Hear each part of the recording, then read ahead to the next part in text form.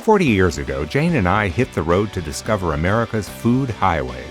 Over 100,000 meals later, we're still finding delicious food, adventure, natural beauty, and interesting people.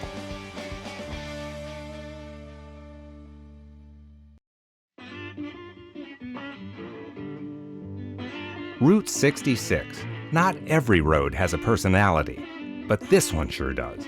Starting in the land of Lincoln, from downtown Chicago through Springfield and beyond, it's a food lover's highway rich with Americana, old and new, in shops, museums, restaurants, and taverns. Route 66 is a bonanza for road trippers who care about local color, American history, and some pretty crazy roadside attractions. Let's eat well before we seriously hit the road. The place to do that is about an hour southwest of Chicago in a town called Romeoville. The White Fence Farm is not just a place to eat, it really is a farm, with animals to pet and to feed, including alpacas and llamas, mini goats and chickens, as well as animal knickknacks galore to buy in the gift shop. But the thing that draws the crowds is dinner. Chicken dinner in particular.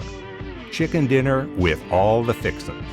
That is what has made this way station along the highway a destination for generations of travelers, dating back to its beginnings, which were before the creation of Route 66 in the 1920s. What you get here is a full meal, including pickled beets, bean salad, coleslaw, and yes, huge platters of crisp fried chicken, plus corn fritters.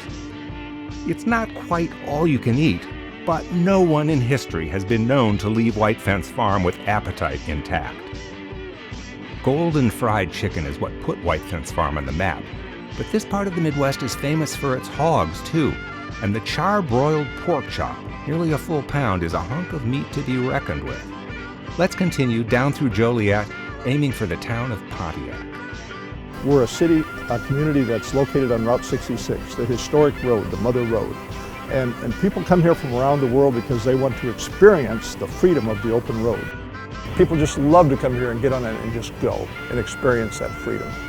Even though they have it in other countries, they have highways now that they can travel on. The nostalgia here is so amazing.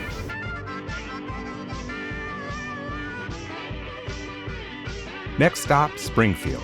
It's the state capital, where an aspiring young lawyer named Abe Lincoln once paid $1,200 for a little home for him and his bride Mary. Springfield also is home to cozy dogs. Cozy because you never want just one lonely one. It's been a Route 66 landmark since 1946, which, by the way, is the same year Bobby Troup wrote his enduring traveler's anthem, Get Your Kicks on Route 66. The place is loaded with highway memorabilia, and the cozy dogs themselves are in a class of their own. Yes, they're corn dogs, but they are made-to-order corn dogs, their earthy golden coat a thing of beauty.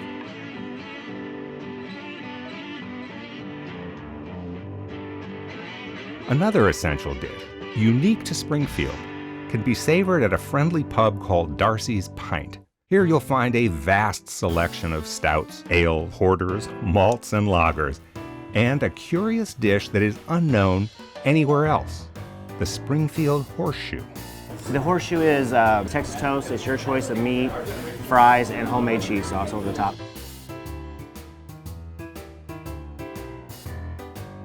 Route 66 is all about combustion engine ecstasy. You'll find that in abundance at a tavern called Motorhead's.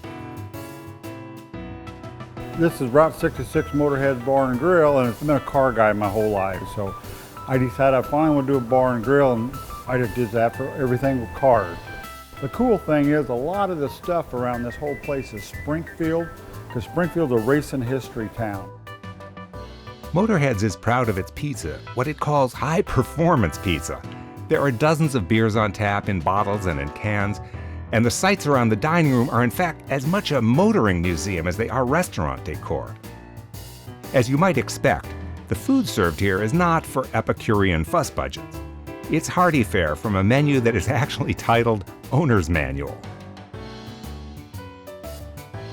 Our 1959 Gullwing Chevy with its cat eyes grill is heading for another favorite Springfield eatery. I bought this gas station And it was down at Shays, which is a couple blocks away. And Shays used to have all kinds of artifacts from Route 66. And this gas station, it was at the auction. They were going to take it and move it out of state or away from the route. This is a restaurant outfitted to the gills with Mother Road memorabilia of every sort. It claims to be home of the world's greatest hamburgers.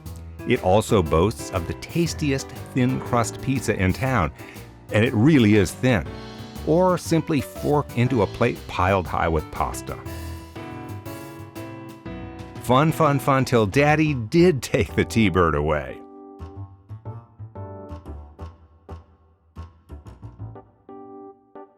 The Ariston Cafe originally started in Carlinville, Illinois in 1924. It was built on Route 4, which was the predecessor of Route 66. What draws travelers to the Ariston Cafe? Big handsome steaks and chops, simply cooked seafood, broad pork tenderloin sandwiches. You know, breaded pork tenderloins are a passion in the southern Midwest. The wider they are, the more folks like them. And let's not forget the deluxe desserts, all tall and creamy. We started in 1922 as a bakery in Mount Olive, which is south of Litchfield. And it's really the bakery that separates us. But it isn't only a bakery.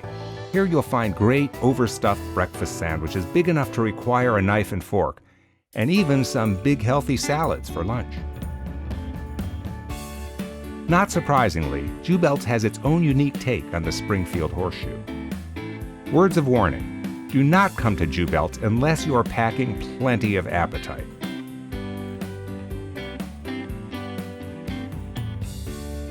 Route 66 museums, large and small, important and quirky, are found all along the way.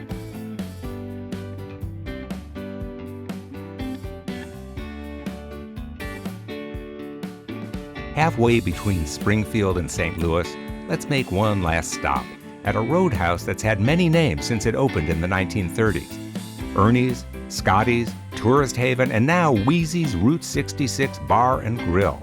Locals like to hang out here, and it's a favorite stop for travelers who want to eat good diner food in surroundings that evoke bygone days of motoring along the highway. No, it's not white tablecloth fine dining, but it's a winning taste of meat and potatoes meals that are forthright and satisfying.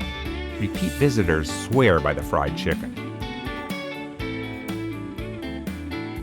One of the things that makes Route 66 such a magic road, through Illinois and beyond, is that it doesn't go around cities and attractions.